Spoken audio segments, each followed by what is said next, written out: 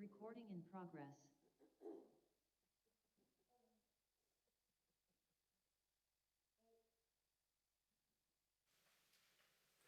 Okay, thank you, Sherry Ann, and thanks to all who have served. For those in the sanctuary this morning, we have our two quilts hanging up, those on the east wall from very early, I believe before World War II, and then on the west wall, a more recent updated quilt. And so please take time after the service to check those out. So now I will turn the service over to Sue. Yes.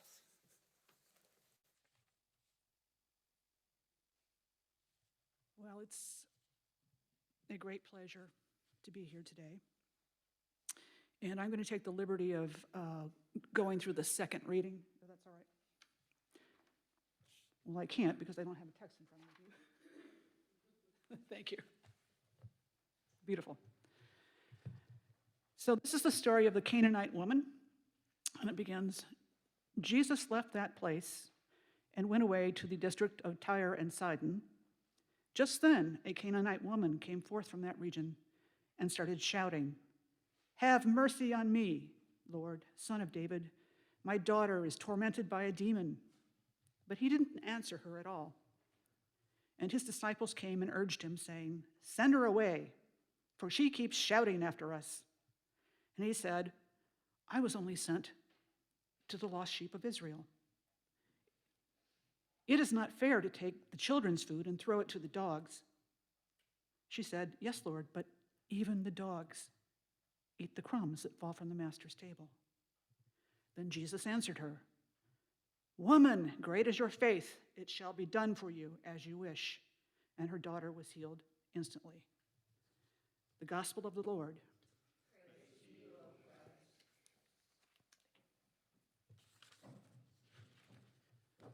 Well, the title for today's sermon comes from a conversation that took place between Abraham Lincoln and Joseph Gillespie in the spring of 1864.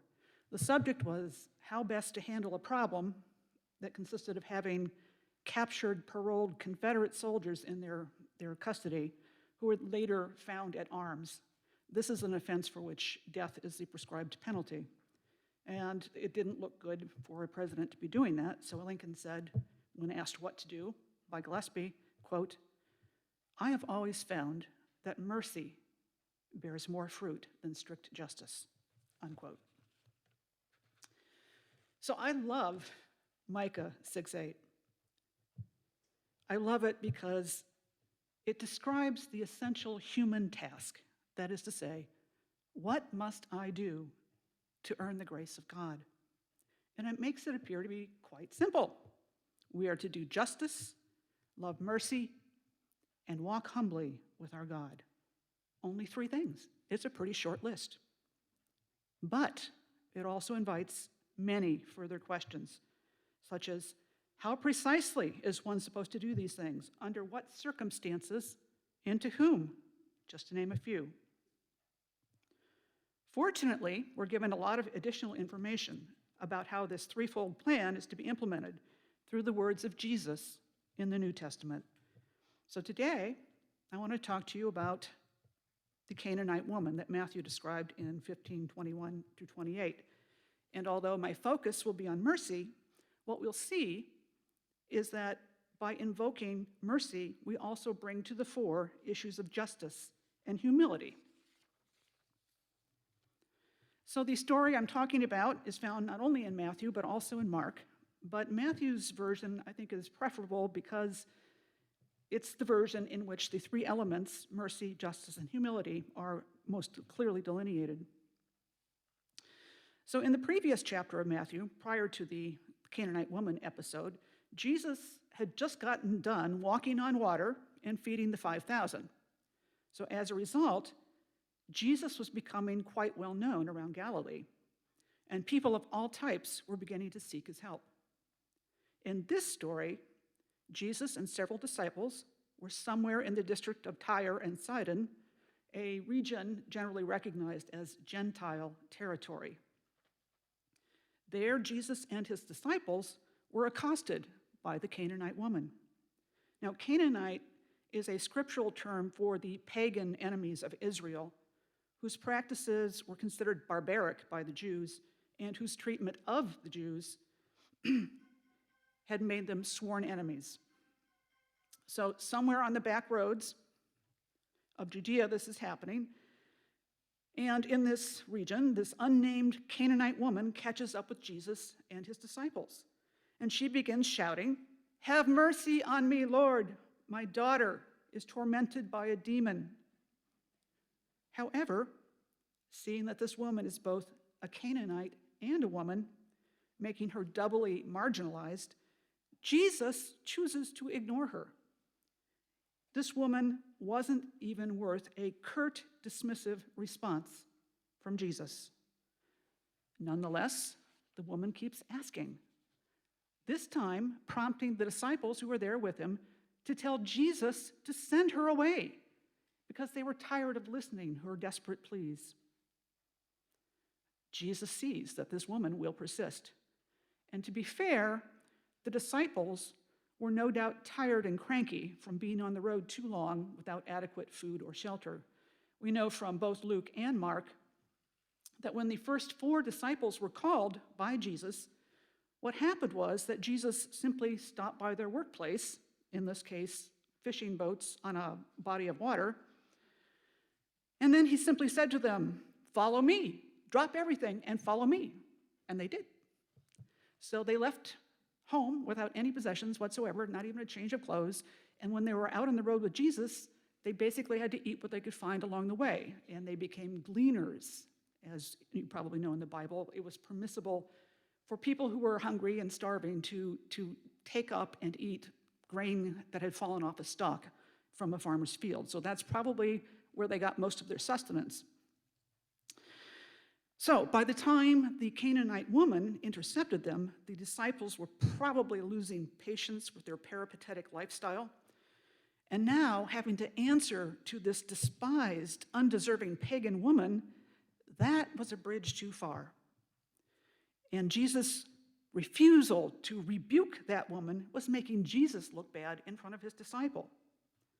That's why Jesus said, when he finally addressed her, "I was only sent to the lost sheep of Israel." So now we have an understanding of what Jesus thinks his job is. Jesus believes that he's supposed to do one of 2 things. Either he is to redeem a group of Jews within Judaism who are not practicing correctly, or he is to redeem all Jews and bring them to the new understanding of the gospel that Jesus is now preaching. Either way, the poor woman standing in front of him is not his problem. But she is desperate, and she continues to hound him.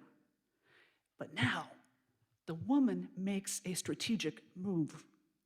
She kneels in front of him. She has already acknowledged Jesus both as Lord and Son of David.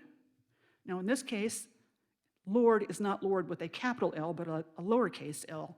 It simply is a term of respect of an inferior person towards a superior person, roughly equivalent to calling somebody sir.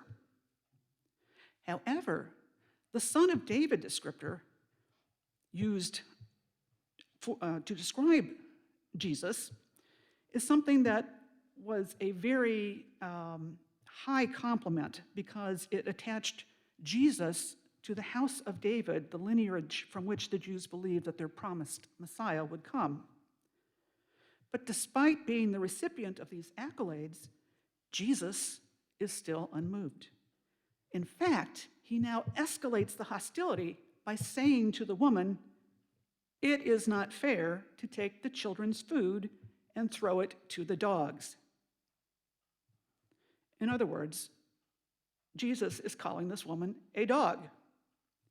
Indeed, if you look at the Greek text in the New Testament, the language in which the New Testament was originally written, you will see the word kunos, which is Greek for dog. So let's review.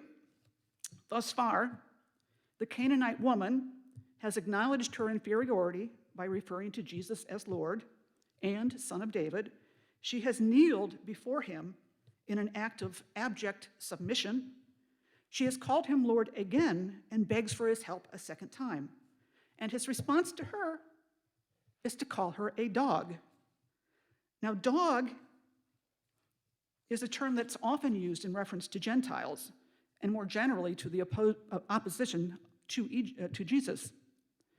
But still, it is an ethnic slur in any language or culture, and it's very clear that Jesus hopes to insult her and thereby to get her to go away.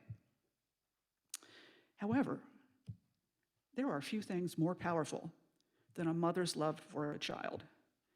And the Canaanite woman persists.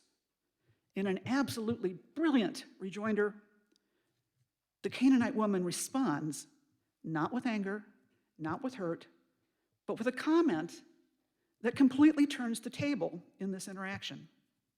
She says, "Yes, Lord," acknowledging that she is inferior, "but even the dogs get a few scraps from the master's table."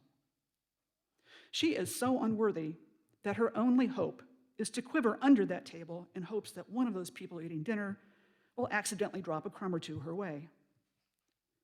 The woman has acknowledged now her unworthiness in multiple ways.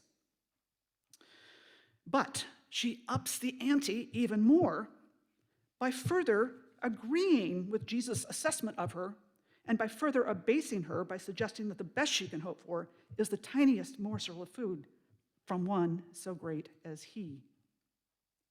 This is a profound act of courage by the woman who found the fortitude, first of all, to approach a Jewish man she did not know,